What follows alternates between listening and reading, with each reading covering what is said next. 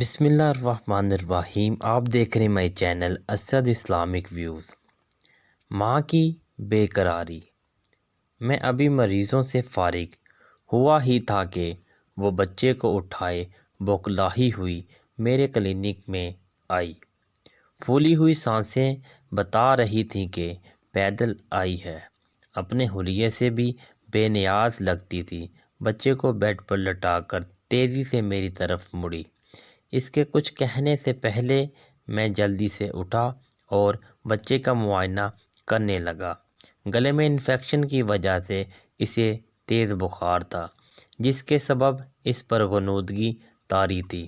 میں نے مکمل چیک اپ کے بعد اسے ضروری میڈیسن دی اور انجیکشن شامل کر کے ڈرپ لگا دی۔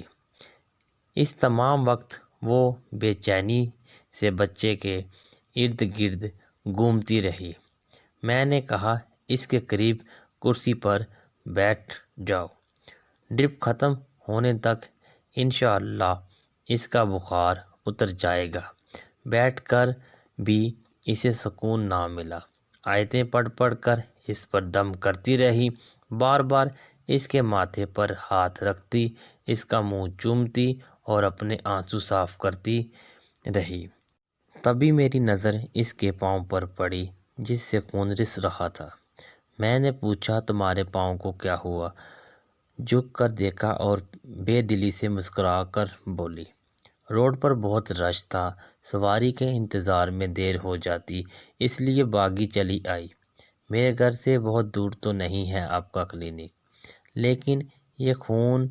میں نے کہا، سر جھکا کر شرمندہ سی بولی، گھر سے نکلتے ہوئے جوتی بدلنے کا خیال نہیں رہا۔ گلی کی نکڑ پر موچی بیٹھتا ہے، نہ اس کی کوئی کیل اس پلاسکٹ کی جوتی میں آ گئی ہوگی۔ پاؤں اٹھا کر دیکھا تو واقعی ایک بڑی کیل جوتی سے آر پار ہو گئی تھی، جس نے اس کے تلوے میں اچھا خاصا زخم کر دیا تھا۔ میں نے نرس کو پاؤں صاف کر کے پٹی کرنے کو کہا۔ جب بچے کی حالت سنبھلی تو سکون اس کی روح میں سما گیا۔ اسے اٹھا کر جانے لگی تو میں نے کہا، تمہارے پاؤں میں اتنا گہرا زخم ہے، درد نہیں ہو رہا کیا؟ بچے کو سینے لگا کر چومتے ہوئے بولی، ڈاکٹر صاحب، درد جب دل میں ہو تو پاؤں میں کہاں رہتا ہے؟ اسد اسلامک ویوز ویڈیو کو شیئر لازمی کریں۔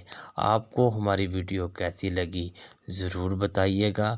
ایک بار درود شریف پڑھ لیں۔ ملتے ہیں نیکسٹ ویڈیو میں، تب تک کے لیے اللہ نگہبان۔